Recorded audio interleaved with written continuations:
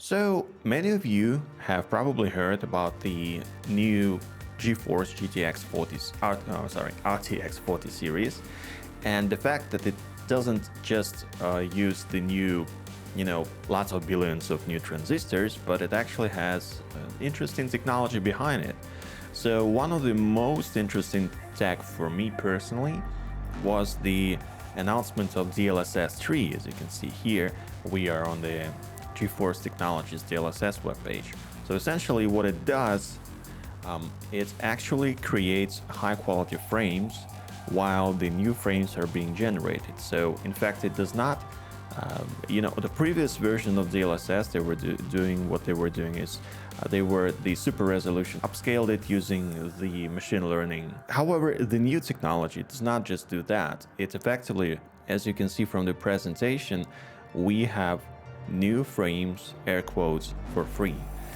And that's got me thinking that it can actually improve the next generation of physics and like the fluid simulations, the physics simulation, any kind of simulations really, that do not just rely on CPU and GPU to be computed, but they also rely on like VRAM of the GPU and other things. In our case, we have this Niagara setup, and as you can see, it will just in a second it will emit some smoke, and I will just enable the FPS showing. As you can see, we have 60 FPS, everything working fine. I set up so it kind of works with the sun and all that kind of stuff. So when I press simulate, this tube will rotate and it will kind of affect our smoke.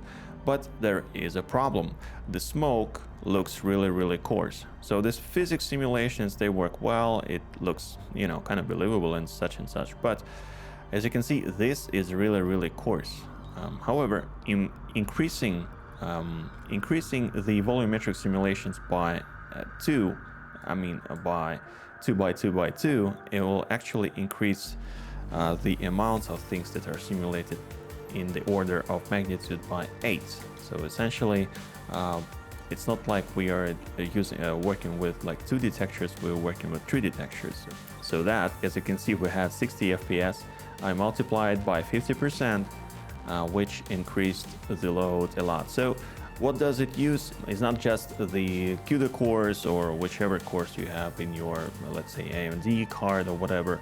It also saturates the memory a lot. And if I increase it like from 300 to 400, you will see that FPS drop to like 10 or 12 or whatever. And effectively, we are not even using anything else. There are practically no texture information. I would say like maybe 10 megabytes is for texturing, and everything else is for the simulation. So the simulation is being run at, I don't know, 10 FPS or whatnot. So as you can see, the GPU itself, it's kind of choppy, like 97. And we have the memory saturated to the point of, if we increase it a little bit more often than not, the driver will crash, and Unreal Engine will crash as well. So what I'm saying is that imagine having this kind of thing plus DLSS3, not just taking care of the problem of the CPU not being up to the task of creating new frames, but GPU not being up to the task of creating new frames, as we have already seen with this simulation. Let me just deactivate it. As you have already seen with this simulation of smoke. So what DLSS can create is new frames, so we do not actually run like 10 FPS or whatever, and as DLSS suggests, it can boost the frames by, I don't know, where is it? 300%, 500%, as you can see. A Portal with RTX Full RT is like more than 500%. So effectively, it will be not 12 FPS, but 12 multiplied by 5 equals 60 FPS, as you might imagine.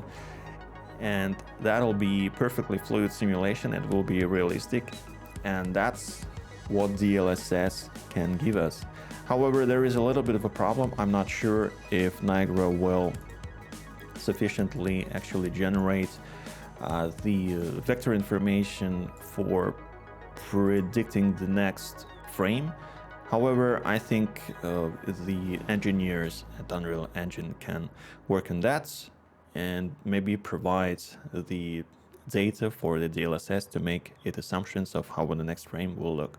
So anyway, I think again, you can just go to this surprisingly not exactly very well explained thing.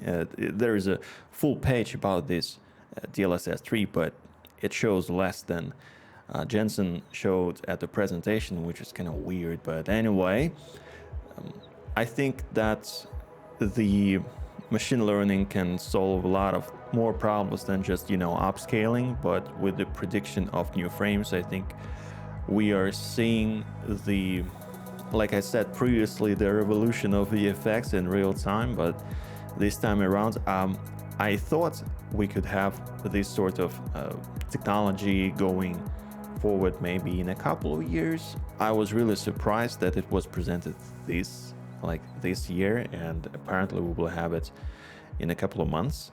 That is really exciting, and thankfully hopefully you're as excited as I am about this. If you don't get it, it's fine, but the point is that NVIDIA and hopefully other vendors will work on making technology more available for creators, and we will see more realistic games with more simulations and explosions and water effects and whatnot.